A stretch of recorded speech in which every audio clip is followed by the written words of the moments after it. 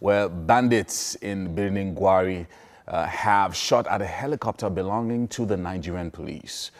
This happened on Wednesday while the personnel were on routine operations. The helicopter has managed to return and land safely at the Air Force base in the state capital, but not without some issues. No life was lost, but bullet shots have hit one person who was on board. The said person, we have gathered, is battling injuries. Meanwhile, the police say they've dealt a cruel blow on the bandits. They claim to have killed over 250 high-profile members of the Ansaru terror group there. Authorities of the force say the helicopter which was shot has been flown to Abuja from the Kaduna Air Force Base. Now, they can't watch things get worse without doing the needful. And concerned about the deteriorating situation, a coalition of northern groups has unveiled what they call the Region Security Initiative, codenamed Shege Fasa. They want it ratified by governors in the region as part of measures to address security challenges within the region. Correspondent Tesem Akende reports. It has a lion as its signature, and already the groups have constables on hand to drive home the initiative. At this gathering at the popular Arewa House in Kaduna, they say kidnapping, armed banditry and other challenges are now associated with the region. The groups are prepared to fight against what has now become a trend.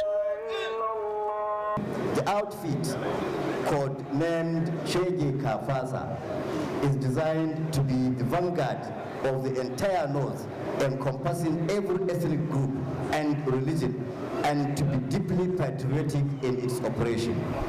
The Shege Fasa initiative is expected to address several issues beyond insecurity. Other vices such as drug abuse are also scheduled to be tackled by the initiative. CNG hereby 1. calls the attention of all governors of northern states to the urgent necessity to join their counterparts in the southwest and southeast by adopting and ratifying this initiative. All the groups want now is for governors in the region to ratify the initiative. They believe this is needed to keep the region safe, and have recruited constables who are combat ready.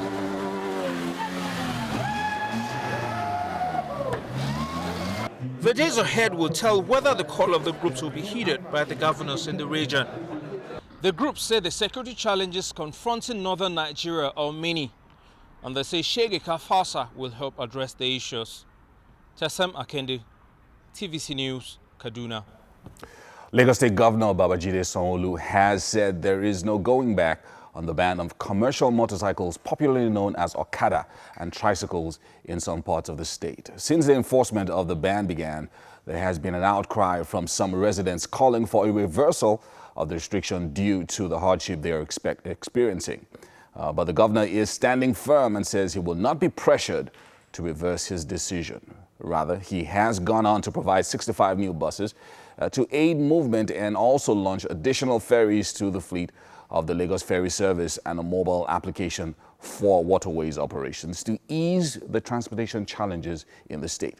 Residents of Lagos State will have to adapt to the new transportation policy and use alternatives provided by government. Outside Nigeria, the U.S. Senate has voted not to remove President Trump from office after a bitter impeachment trial. The U.S. president was first cleared on the abuse of power charge by 52 to 48. Then the second vote of obstruction of Congress was backed by 53 to 47. Republican Mitt Romney breaks party ranks to vote to convict Trump on abuse of power. The Senate impeachment trial of President Trump officially adjourned after senators acquitted Trump on both articles of impeachment. The Senate is now in recess until next week.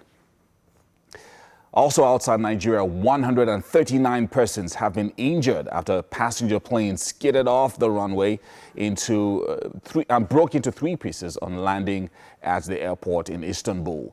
The Pegasus Airlines jet was carrying 171 passengers and 6 crew members from Izmir province in the west when it crashed at Sabiha Koken Airport. Transport Minister Mehmet Kahit Turhan said the Boeing 737 failed to decelerate after a rough landing. The plane's fuselage had caught fire, but has since been extinguished with other passengers evacuated. Flights are being diverted after the accident, which the Transport Ministry says was caused by rough landing. Well, that's the news update for this hour.